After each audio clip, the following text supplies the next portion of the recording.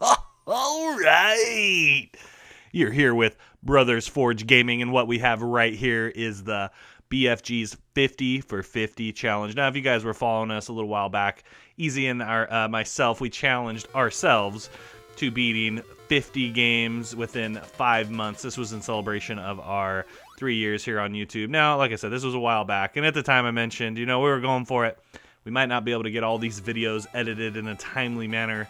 This one in particular, there was a lot of, spots. And anyhow, it just so working on this backlog, trying to get these things taken care of. But all in all, I'd say we got about halfway to our goal, which was lofty. I mean, that's a lot of Nintendo games. That's a lot of frustrating moments. Now, what you're seeing here is Kid Niki on the Nintendo NES 8-bit home console.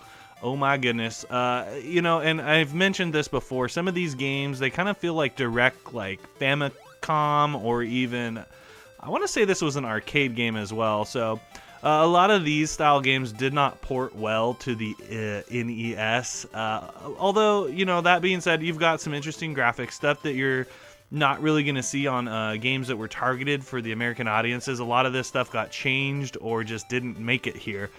So in that fact, it's cool, it's interesting, it's neat, it's unique. Now, I believe this game does offer a 5 and a 3 screw variety if you're into that kind of thing. I do happen to have this in a 5 screw, so that's what I'm going for. An entire 5 screw collection down the road, but there are some games that are rather pricey. Generally, it doesn't really matter on most games whether in price variance, although that is starting to see a change. People are valuing those a little bit higher. Not sure exactly why. I like it aesthetically. It just seems it looks better on the shelf, that kind of thing. As far as rarity or any of that, not sure what it is that people are going for with that. Maybe it's because I keep talking about it. I don't know. Anyhow, back to the matter at hand. Like I said, this game's it's pretty rough. I mean, the controls not great. You can one hit deaths, things like that, falling in. The platforming is tough. The way the enemies are coming in, the boss fights. I mean, everything about it is, this is a challenging game. If this kind of game coins the term NES tough or NES hard, in games like this. And but like I said, one interesting thing is the kind of the sprites you get that you wouldn't normally get, and some of the gameplay mechanics that you're not used to seeing. So all in all, this is definitely a game worth picking it up. I don't believe it. I think it's considered maybe a common or maybe uncommon. It's not too much. $10-15 you should be able to pick this up. If you can beat this game, I'll give you mad props. I played this a while back over at Easy's place and made it to the second, what I thought was the last boss, but it was there were 3 more stages after that. So I was finally able to take down the monk, but after that I thought it was going to get maybe easier, but no. So yeah, like I said, if you're looking for a challenge and you want to, I don't know if I can say fun, but it's interesting. An interesting game to play that will definitely make you frustrated and test your abilities as a gamer. Pick up Kid Niki on the NES and look forward to more NES complete run games from Brothers Forge Gaming. And if you guys haven't had a chance, if you weren't around back when we were doing the challenge, go check out our complete run playlist. There is not a specific playlist for this challenge, but most of those games are in the NES playlist because that's what we're beating, Nintendo games. Like to say, thanks for stopping by, guys. You've been hanging out with the Brothers Forge Gaming, and we'll see you on the next run.